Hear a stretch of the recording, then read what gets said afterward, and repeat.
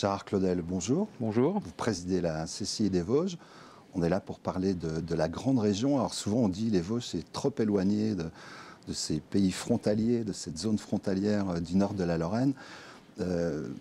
C'est une fausse vision des choses. La grande région, il faut déjà savoir ce que c'est. Donc c'est le Alors, Luxembourg, dites-le. le Luxembourg, la Rhénanie-Palatinat, la Sarre, la Wallonie et la Lorraine.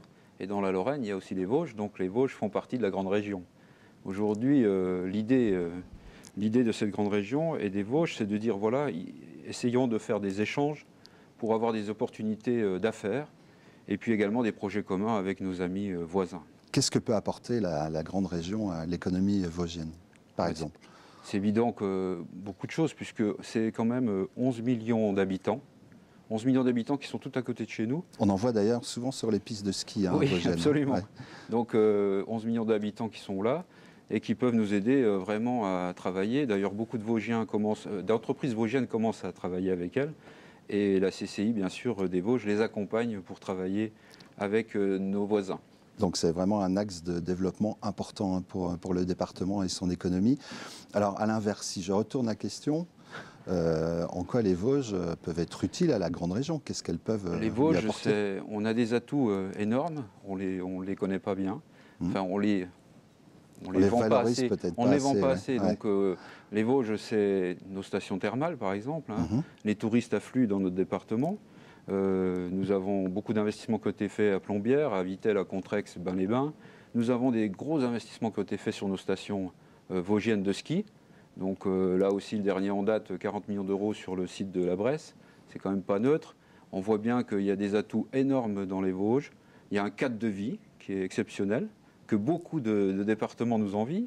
Et ce cadre de vie peut attirer aussi des entreprises pour ces cadres et pour travailler ici dans les Vosges. Et puis il y a aussi tous les centres de recherche, le pôle de compétitivité, bien sûr. fibre, etc. Tout à fait. On voit déjà des petites entreprises qui viennent travailler grâce au cadre de vie que nous avons ici dans les Vosges. Donc une vraie opportunité, des vrais atouts, et ne soyons pas modestes, valorisons-les. Alors on est d'accord, et vous venez d'être élu vice-président du comité économique et social et environnemental de Lorraine. Quel message vous faites passer justement pour valoriser les Vosges? Aujourd'hui, c'est la première fois qu'il y avait un Vosgien oui, dans le bureau. Depuis de longues depuis années. très longtemps. Ouais. Moi j'ai été élu il y a 2 ans et je suis réélu aujourd'hui donc avec une douzaine de Vosgiens dans l'hémicycle. Alors moi mon but c'est vraiment de porter le drapeau vosgien très fortement pour dire loin des yeux, loin du cœur. Mais non, les Vosges ils sont là. Donc notre engagement des 12 Vosgiens qui sont là, c'est vraiment de porter ce drapeau vosgien et dire voilà, nous sommes là, nous travaillons, nous engageons, nous nous impliquons.